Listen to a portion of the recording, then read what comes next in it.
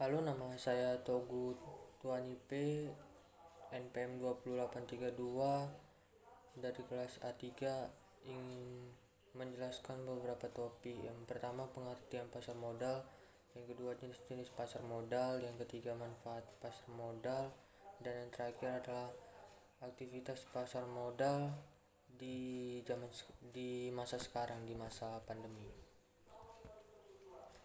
Yang kembali yang pertama, topik yang pertama yaitu kita membahas tentang pengertian pasar modal. Pasar modal adalah pasar yang beroperasi secara terorganisir, di mana terdapat aktivitas perdagangan surat-surat berharga yang seperti saham, ekuitas, surat pengakuan hutang, obligasi, dan surat berharga lainnya yang diterbitkan oleh pemerintah maupun perusahaan swasta dengan memanfaatkan jasa perantara, komisioner, dan underwriter. Yang kedua, jenis-jenis pasar modal. Jenis-jenis pasar modal ini ada 4 jenis pasar. Yang pertama itu ya pasar perdana atau primary market. Maksudnya itu dari pasar perdana ini adalah pasar perdana merupakan pasar modal yang memperdagangkan saham-saham atau sekuritas lainnya yang dijual untuk pertama kalinya. Harga saham yang dijual pertama kali ditentukan oleh perusahaan atau emiten dan penjamin emisi yang didasarkan pada analisis fundamental perusahaan. Jadi pasar perdana ini merupakan pasar yang pertama kali, dan di pasar ini ditentukan berapa harga saham atau surat-surat berharga tersebut. Yang kedua itu pasar sekunder atau secondary market. Yang pasar sekunder ini merupakan tempat investor dapat melakukan jual beli efek. Yang ketiga pasar ketiga atau trade market.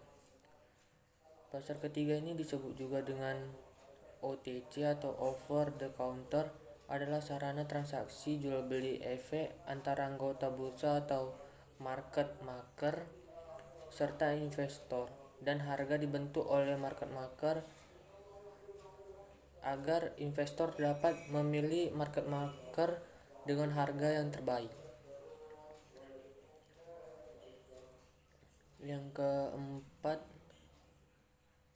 keempat pasar keempat atau foreign market. Pasar keempat adalah sarana transaksi jual beli antar investor jual dan investor beli tanpa perantara efek. Pasar keempat hanya dilaksanakan oleh para investor besar karena dapat menghemat biaya transaksi daripada jika dilakukan di pasar sekunder karena dapat menghemat biaya. Masuk ke topik yang selanjutnya, ya adalah manfaat pasar modal. Manfaat pasar modal ini ada dari manfaat perusahaan atau ada juga dari manfaat investor. Yang pertama itu yang akan dibahas adalah manfaat dari perusahaan. Terdapat 5 manfaat. Yang pertama ialah dapat menghimpun dana dengan jumlah yang besar. Yang kedua, dana bisa diterima sekaligus pada saat pasar perdana selesai. Yang ketiga, tidak ada perjanjian, sehingga manajemen bisa lebih bebas dan mengelola dana. Yang keempat, solvabilitas perusahaan tinggi, sehingga memperbaiki citra perusahaan. Yang terakhir yaitu ketergantungan emiten terhadap bank jadi lebih kecil. Sekarang manfaat dari sisi investor.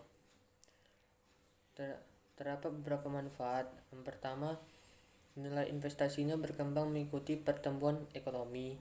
Yang kedua, perolehan dividen bagi yang memiliki atau memegang saham, dan bunga mengambang bagi pemenang obligasi. Yang ketiga, dapat berinvestasi dalam beberapa instrumen sekaligus. Yang terakhir adalah pasar modal di masa sekarang. Ya, kita tahu masa sekarang itu dari 2019 atau 2020 mungkin Covid telah masuk. Jadi saya mungkin menjelaskan antara 2020 dan 2021. Jadi aktivitas perkembangan pasar modal di Indonesia. Dengan adanya pandemi saat ini COVID-19, tidak dapat dipungkiri bahwa perekonomian Indonesia saat ini sedang berada dalam kondisi yang sedang dibilang sangat tidak stabil. Menurut Bursa Efek Indonesia atau BEI atau indeks harga menurut Bursa Efek Indonesia atau BEI, indeks harga saham mengalami penurunan pada Maret 2020. Pasalnya banyak perusahaan atau investor yang menjual sahamnya dengan berkurangnya penghasilan selama pandemi.